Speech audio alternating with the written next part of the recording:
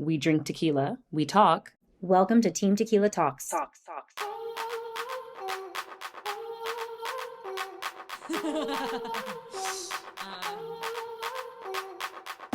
let's get going.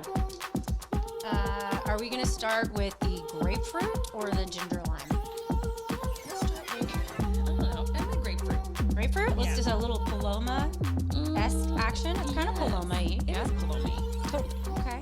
Well, if you're just joining us, which of course you are because this is the beginning of the podcast, we are deciding what to drink over here. It's Cassandra, Amell, and Sherionne, Gonzalez, and we are really getting into some nice and simple cocktails today. We talk a lot here on Team Tequila Talks about tequila, nice tequila, really high-end tequila, really cool and interesting, healthy, beneficial cocktails, and we can get a little crazy. I don't want to say complicated. I wouldn't say complicated, interesting. How about complex? Ooh. Complex as opposed to complicated. Yeah, because complicated has a negative connotation to it, I feel like. Yep, and these are not, but sometimes life gets in the way. You get to the end of your day or your week or whatever, and you just want something simple. Don't go towards the junk cocktails when you want something simple. No, that is the last thing you want to do. And I know with fast food and fast fashion and everything so quick, download in 2 seconds, but sometimes you can make a cocktail as fast as your Facebook can load. That's correct. In this instance, we are working with Poppy, which is a really fun and cool soda. And the really cool thing about this is it's not loaded with sugar. They use stevia. And stevia in small portions is just fine for you and has its own benefits. You know, you don't ever want to overdo any type of additive, but stevia is plant-based and it comes from earth. It's not as chemically processed as aspartame or anything that you're going to find in a traditional diet beverage. And on top of that, the real interesting thing about this soda is it is loaded with prebiotics. Yes, and tequila has the probiotic. So we have both. We have tequila, which is the probiotic, and the poppy is the prebiotic, which is basically like a gut marriage made in heaven. Is that a thing? Gut marriage? I think so. Because I feel like the fertilizer, which one's the fertilizer? Prebiotics are like a fertilizer, and probiotics are good bacteria. So let's cheers to that. Let's cheers to the gut health. Welcome to Team Tequila Talks. We're starting off with a grapefruit concoction here. It's tasty. It's actually very really tasty and refreshing, and it feels like you just got off of work. So the only ingredients in this cocktail, do we count ice? I think ice is not an ingredient. You say serve over ice. It's H2O, which is an ingredient. So this is just tequila, silver tequila, solid high-end 100% blue agave, which is all we drink here in this room, over ice with some poppy. Yes. And the poppy provides all the sweetness with the stevia, and it's got really nice natural fruits in it. And I think that it gives you the desired margarita taste. It really satiates that itch, but it is so simple in that you are just pouring tequila in the glass and then pouring ostensibly a healthy soda over it. I mean, you're doing so much heavy lifting for your body right now when you're drinking this drink because of the poppy is a prebiotic. Now, the prebiotic helps the probiotic, right? It's kind of confusing. One letter difference. They sound very similar, and I can understand how people would get really confused. So let's talk about the difference between probiotics and prebiotics here. Yes. So the prebiotic is food for the probiotic. So it helps the probiotics flourish. So then what's a probiotic? What are we feeding here? So a probiotic is live bacteria found in certain foods or supplements. They can provide numerous health benefits. We'll talk about a few. It's confusing. It's Pro, so pre, confusing. It's all good for the gut. I guess the bottom line here is that we want pro and pre. So if you see probiotic and prebiotic on any of your products, give it a thumbs up and get it in you. Yes. Basically, both pro and pre can help ensure that you have the right balance of gut bacteria, which is on Team Tequila we care very much so about. Well, that is how many of you have ever woken up the next day after an adult evening.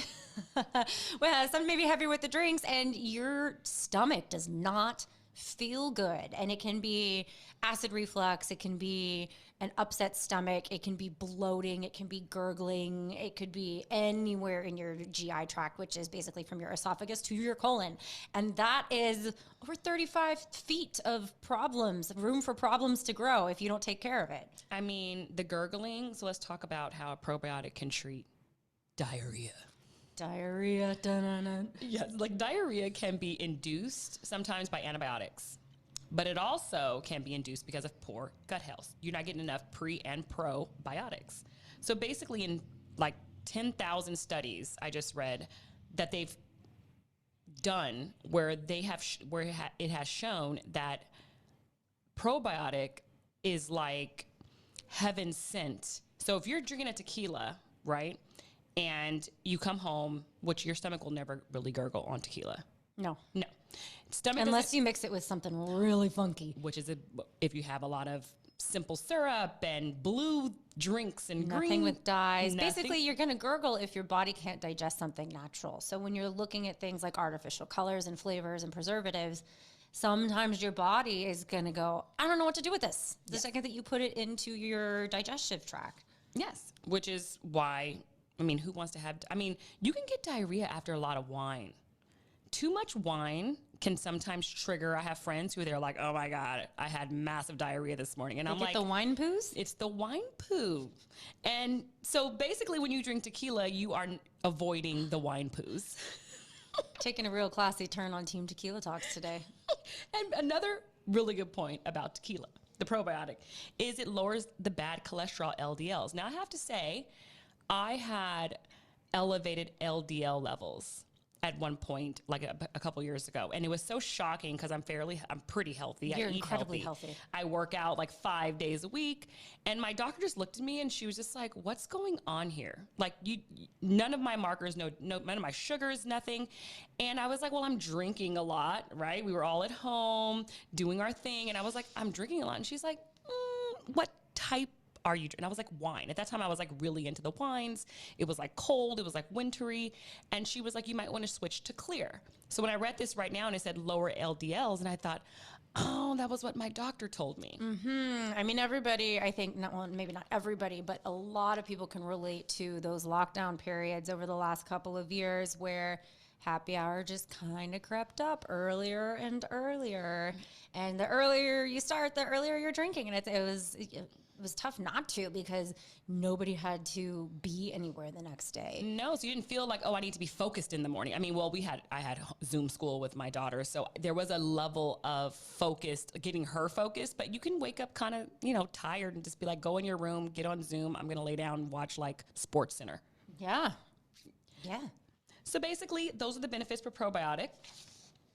And now we're mixing it with some prebiotics, which is this poppy soda. I'm a huge fan of it. I mean, obviously, the best thing that you can drink is going to be anything cold pressed in terms of, green juices or even fresh pressed juices, which we do a lot of here on Team Tequila Talks for mixers. You want to have something refreshing, but water is going to be the best thing for hydration. You always want to mix with things that are going to give you electrolytes and help you balance out your hydration. However, Team Tequila Talks is also all about balance. And if you're going to have a soda or you're going to have a cocktail, a tequila choice, as well as something like a poppy that is low in sugar, that's not going to cause a crash later and that's not going to inflame your system, is going to be the choice. Right. And I want to reiterate, we've said this before, but I want to say it again because we're talking about pre and probiotics. Sugar is pretty much the reason why your gut bacteria and white starchy carbs can get just thrown out of whack, which is why we always preach. My sister's always like, why do you always say no sugar? I like the taste of sugar. And I'm like, there's other ways to get sugar. If you want, you can put some strawberries, put some fresh, we always say use fresh things because all those things do not add to the problem. Well, and on top of that, berries are always really good because they do have a low GI index. So they're not going to make your blood sugar spike in the same way that a cane sugar in a soda would. So the other thing is when you're talking about these probiotics, most prebiotics that are in this soda or just in general are from plants. They're plant derived and they come from specifically a fiber. And a fiber is a type of carbohydrate, but when you're talking about fiber, your body is expending more energy breaking it down. So it is not making your blood sugar spike in the same way that regular sugar would either. 1,000%, which is why, we here at Team Tequila Talks keep it healthy and light. We try. We try. At least in this room. In the real world, life gets in the way. But if you start somewhere solid, that's, life is all about making those little improvements. Balance. Balance. I mean, the Absolutely. ever evading balance thing. Yeah. Well, we are very lucky to, we're going to be welcoming back our favorite Radar Online associate, Whitney Vasquez.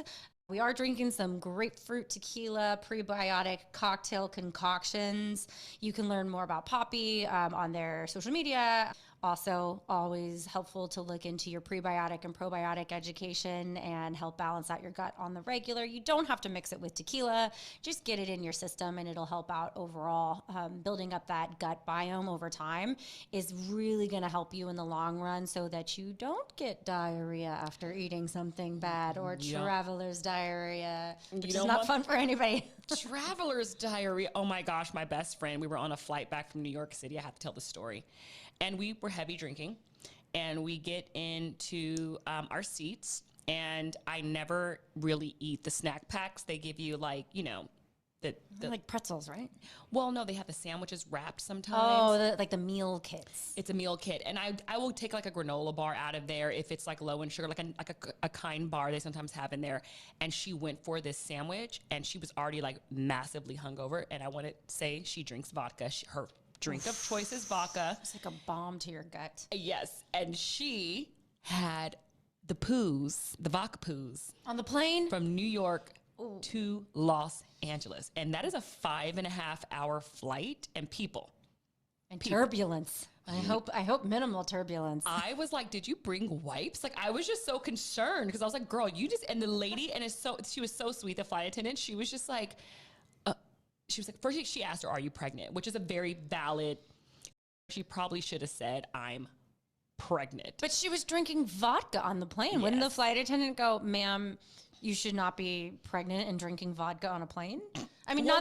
Listen, I don't believe in judging other people's decisions. Yes. You don't know what people's issues are. But at the same time, that I feel like would have at least earned her some really funky looks from a flight attendant for 5 hours. Well, she wasn't drinking on the plane because she was hungover from the night before. So when we sat down, she was like, I need some food. And she slept in. I woke up fresh like a little tail feather because I drank tequila all night, and plus I hydrated, and I had a coconut water when I got back to my hotel room. And she was just she was wasted.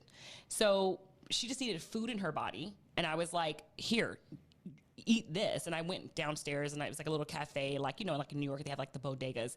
And I got her an egg, ham, and cheese, but I just opened it and said, just eat the protein. Just eat the protein and the cheese and the meat. The last thing I feel like I would want if my stomach was upset is eggs. Oh, eggs soak things up. Oh, if I come home sometimes, I don't want eggs when I'm people, here's a hack. Not good. And maybe I'm going to do some research on this because I promise you it works.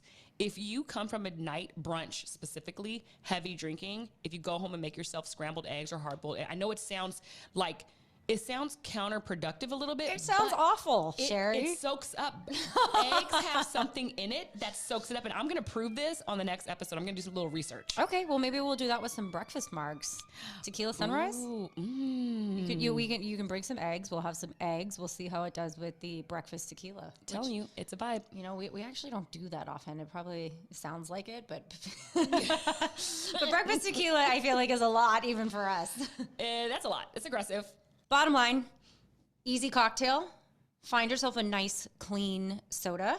Something with probiotics is obviously a plus, but we are also big fans of Zevia because that is not loaded up in sugar either, and they don't have any artificial dyes. So the cool thing is that their sodas are usually clear because they don't put any caramel coloring or anything like that. So it looks really pretty. It's a super simple thing to add a piece of fruit, and even the poppies have a little bit of color from the fruit in it. And if you have people come over last minute, keep some of these in your fridge. All you do, tequila over ice, add the healthy soda, and boom, you have Boom? I don't know what happened there. We're not even that far into the cocktail. Jeez No excuses. We have our friend Whitney Vasquez from Writer Online coming on. She is super in touch and dialed into everything that is happening in the world. Hi, Whitney. Hi, guys. So Whitney is going to, keep us old ladies with kids up to date with what is going on in the world. Kids take it out of you. It certainly looks like they did for Madonna a little bit. Oh my God. Great segue, girl. Yeah, so let's talk about Madonna here. So we all know Madonna's an icon regardless, but she is 63 years old. Like everyone, all of us, she is aging. There's nothing wrong with that. But here is where the problem lies with good old Madge. Okay. So she's always critiqued for her social media posts because she looks youthful. And when I say youthful, I mean she looks decades younger. She does some sort of like major editing, and that was exposed this weekend when she stepped out in London with her son. No filters. The real Madonna was seen photographed by paparazzi, and she looks nothing like her Instagram posts. Nothing. I'm telling you, her face looks very different. I'm not going to like pick apart everything, obviously, because like that's not what we're about, but there is a dramatic difference. And I think that is a huge topic that we as women should talk about, especially us who live in LA. There's a big stigma in Hollywood around aging. And these people with big platforms, they are not helping the cause when they do things like this. Right. I mean, I think even the Kardashians have come under fire again and again, all of them, for photoshopping their pictures. And I think that this is just a really, really touchy subject because, you want to look your best in a photo, and also your page is your content and you can do what you want with it. And if you decide to put, a cartoon crown and, kitten eyes or whatever filter you want to just have fun with your page, you have to respect that. But at the same time, are we encouraging people to not be authentic? Well, it's like, for me, it's always like where the social responsibility, but then also your brand. And I know I have friends who are branding managers, and my girlfriend told me this. She said 99.9% of people will never get to see Madonna, and they bank on that. And so their image goes out to however many countries, and they are literally using it. They're like a magazine. She's like, her brand, like a Chloe or a Kim or Kylie, they know most people will never lay eyes on them. That's why when you do, a lot of people are like, wow, what a difference. But I believe in freedom. I do not judge people who want to do the body work or whatever, but I do draw a line at don't lie about it. If someone says, wow, those boobs look great, who is your doctor? Just say your doctor. Then I think it becomes a little bit of female terrorism a little bit when it's like, these are natural. And she's had like 4 kids. It's like, you know what? Stop. Yeah. I mean, like I don't know why people hide behind it. Like my whole thing is I'm just like you. I don't care what people do to them. And I'm not against it. And I'm never saying I will never do anything to my body, because realistically, I probably will eventually. And I have no shame in saying that. But when I do, I'm not going to gatekeep. I think that just like does not help us as a sex. I think that when you do gatekeep and you hide what you've done to your body, your face, anything, like we are so judged on what we look like. And people can say, no, that's not true. And men can say whatever they want. But we all know that there is a truth to that. And it's a sad truth, but it's reality. And so for me, it's like, where is the line? Like like I edit some of my shots, like, and I'll say that, like, I know what app I have, everything, but I'm not going to go as far as to manipulate my body or my face to where I look like a completely different person. I think that comes back to the motivation. As in, are you editing your photos because you want to present a certain image, or are you editing your photos because you want to have a little fun with your page and your image? Because there's a big difference in why you are photoshopping, why you are editing, or what you're doing to it. You know, there's nothing wrong with pulling up the light a little bit, because when you look at something, you're like, oh man, that's a great photo, but it looks better in person. If only we could add a bit more light. That's 100%, I think, acceptable. That's what Instagram is for. There's a reason that there are. I think it's really funny when people go, oh, that photo has a filter on it. Well, yeah, it's Instagram. It's built in with filters. That's kind of the point, is that everybody can play with their photos and create a vibe for their page. Yeah, I do think that I think Instagram is now more. I think more people are starting to realize this is just a billboard gram where everyone's showing kind of like their highlight reels. And yeah, maybe you can shrink your arms to 2 inches smaller. And I think if you educate people, like I tell my younger nieces, a lot of my younger cousins, none of this is real. None of this is real. And if you keep saying that, then as a woman and as a young girl, like in her, 13, 14, like my niece, then she's like, oh, wait, that does look too smooth. I'm like, show me a leg walking down the street that's smooth. Yeah. Well, I think too, like this whole thing with Madonna, it's like, it's not just one photo here and there, or like a little like trimming of the chin or whatever. Like there was a photo of this weekend where they did a close up of her holding her handbag, and her hand looks like a normal 63-year-old's hand. There are veins, there are wrinkles, there are aging spots.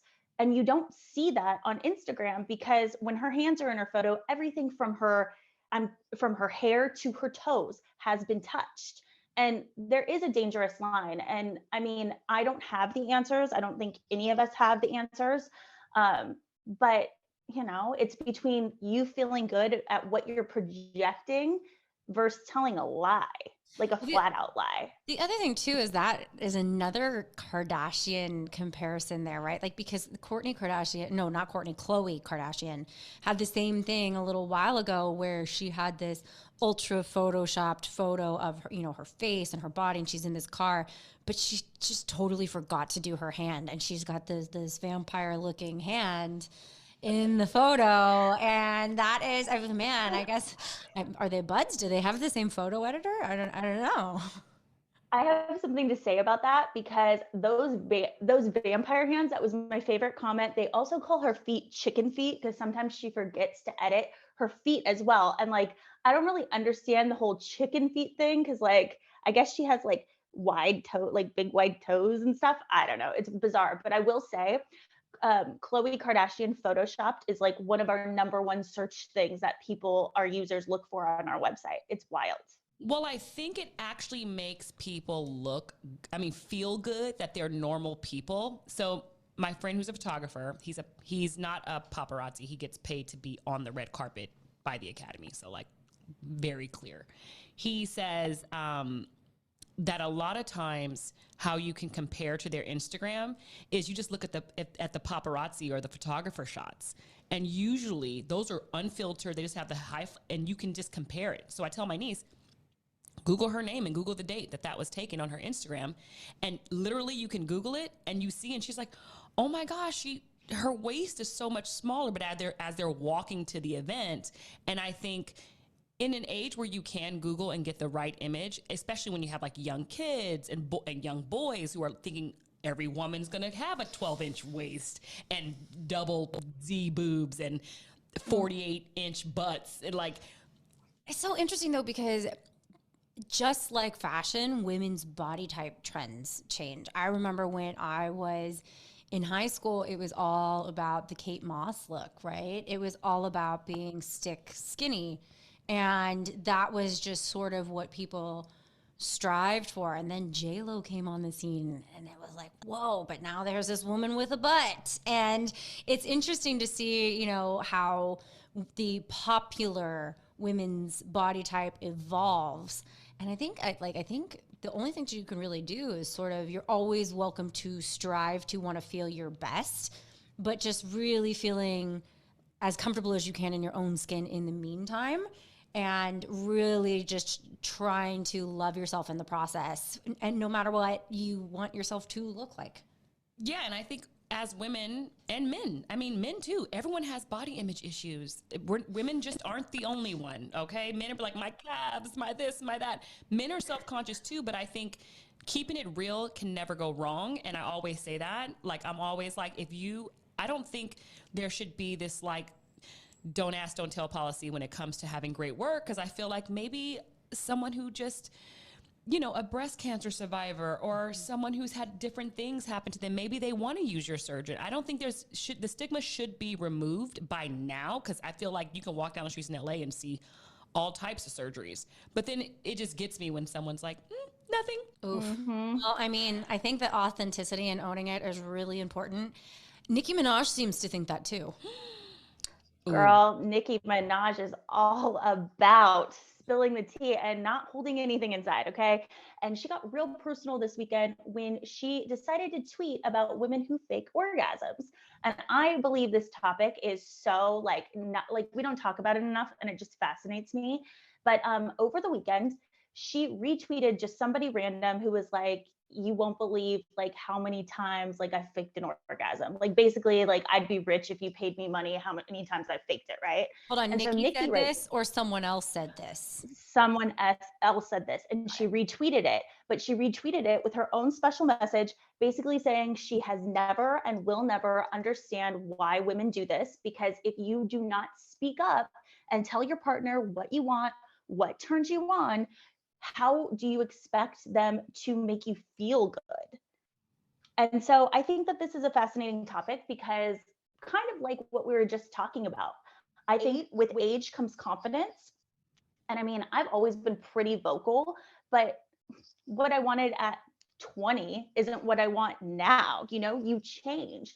And I think that it's just really interesting. The older I get, the more, and maybe it's because I've been with the same partner for so long now, maybe I just feel more comfortable to just kind of speak up and say my mind. But I know that's not the case for everyone. Well, I do think, I like to tell, broadly, I mean, I am married, but I'm speaking broadly here. But it's like, if you're doing a good job, I'm going to let you know if I'm feeling the feels. Like, I have no problem. And if I'm not feeling the feels, I'm not the type of person, though, to make you think I'm feeling the feels. Like, it's like, try harder, get in there, do the things that need to happen for this to happen. So I do understand why some women do it. Like, they want more money from their husband, or they're trying to manipulate sometimes through the orgasm to get something else. Okay, so I'm going to jump in here because I think that it's a completely different story if you were talking about, as you're saying, a husband or a long-term partner versus a one-night stand. Because I think that there are probably instances where, it's where there are people that go home at the end of the night with somebody, or even just someone that they met online and just kind of feeling things out, realizing, this isn't really working, and they're just into it. And they realize that there's no chemistry as it's happening. And while you could just get up and be like, never mind, this isn't working, that's most of the time gonna make it so much worse than just being like, okay, I'm done, it was so nice to meet you. Whereas if it is your husband, you need to have that dialogue. I wouldn't even just say husband, I would say long-term partner. You need to have that dialogue, because if you're gonna have longevity in a relationship, you have to be able to communicate openly and honestly. So I do think, as a whole, Nikki is correct here. And I feel very strongly that if it is a long-term partner, you have to have the dialogue. But I can kind of see, I haven't been single in a long time, but I could see how, as a single person, if you're all of a sudden not feeling it, it might just be like, A, an easy out, or B, maybe you don't want to offend this person that maybe you just don't want to hurt somebody. Is it manners? Well, I think sex is so intimate that I think to not tell someone is disrespectful. Like, I don't want to get too into it, but if you're a woman and I feel like, you're going to have that intimate relationship with someone, I feel like everyone should be pleased at the end of the day. I strongly think everyone should have what they need. And I like that euphemism. I think that yes, I do think that is interesting though. If I think back to like my younger days when I was single and stuff, like going back to the chemistry thing, like I think you know right away whether you have chemistry in bed or not. And I think that that's when you need to decide here and there, is this just like going to be over? Like, is the chemistry, is it not worth working on? I guess if you like have really good chemistry outside of the bedroom and you kind of like are digging this guy, but once you get inside, you're like, this is not working. Like, we are not compatible. Are you going to work on it? And if you want to work on it, then I say be vocal. Or is it just easier to kind of like finish, be done, and be like, peace out, never again? Right. And there's also, I feel like there are instances where people learn certain habits and tricks from their ex. And maybe that's not your speed, right? Maybe you go home with a guy, you start hooking up with him, and then you go, oh, wait a minute. He's doing something kind of funky, but maybe his ex-girlfriend loved that and he thinks he's got it figured out. Sometimes it just takes speaking up a little bit and saying, maybe no teeth on this one, or yeah, whatever. Maybe no anal, thank you. My mind immediately went there. At least more tequila before that. Anyway. I mean, hello, gut health. I don't know. Maybe there's a benefit there. Yeah. Well, maybe the probiotics help with that, help with the preparation, really like there you go. The runway. Instead of prep H, it's prep tequila. Well, I think too, like if you think about the sex, like do men ever have this issue? Like I don't feel like I've ever, you know what I mean? Like I've always been with somebody who does speak their mind, not this way, do it like this, or like they don't think about these things. They're in the moment. Well, I feel like men direct in sex. Like you can be very like, I feel like a man, if you're not in the position he needs you to be, he can pick you up and move you around and get to it. They may not say it, they just do it. So it's different for us because it's different for us because we can't pick up a man and like. Well, I mean, depends. Throw him across the room. I don't know, Sherionne. I've seen you at the gym. You go hard at the gym. I think. I have two thoughts on that. I think that one is that first of all, it is much more difficult for a man to fake an orgasm. Not that it can't happen, but it is harder. Second of all, I feel like men know what they like from the age of like 13. Or at least even if they haven't been with women, they at least know what gets them from point A to point B. Whereas women, sometimes it just takes a lot longer, and it's not till you've really gotten a good stretch into your adult life that you know what you like and what does it for you. It's just women are more complicated. They really are when it comes to this. Yes, and where our G-spot is different in every woman's body, and that's a thing. So it's like some girls can never climax with just regular sex. I have friends who have never, they can only do it orally. So these things, but we're all older and we've all figured these things out. And so they have figured out how they like to, have an orgasm, and they are very vocal, Mm-hmm. Yeah. Well, I guess the bottom line lesson here is speak up, motherfuckers. Why keep your mouth closed if you're opening it anyway? Well, you're opening something. We're only on this earth for how long, You might as well speak your mind, say what you got to say. A life of no orgasms, just not a life I want to live. No. Amen. No. What a sad, boring life. What a sad, boring life. Well, Whitney Vasquez, Radar Online, thank you so much for joining us again. And guys, head on over to Radar Online to check out all the things that are happening in the world. They certainly keep us up to date. Thank you, Whitney. Thank you. Have a good day, guys. Yeah. And everybody head on over and you can take a look at our very basic recipe. Check out Team Tequila Talks on Instagram, and we will be posting all of our recipes, especially this very simple part tequila, part soda concoction that I think you'll be pretty happy with. Yes. And also don't forget to look up some pre and pro and see which ones you need. And also don't forget to tell your partner how you like your orgasms. We'll leave you on that note. Cheers to that.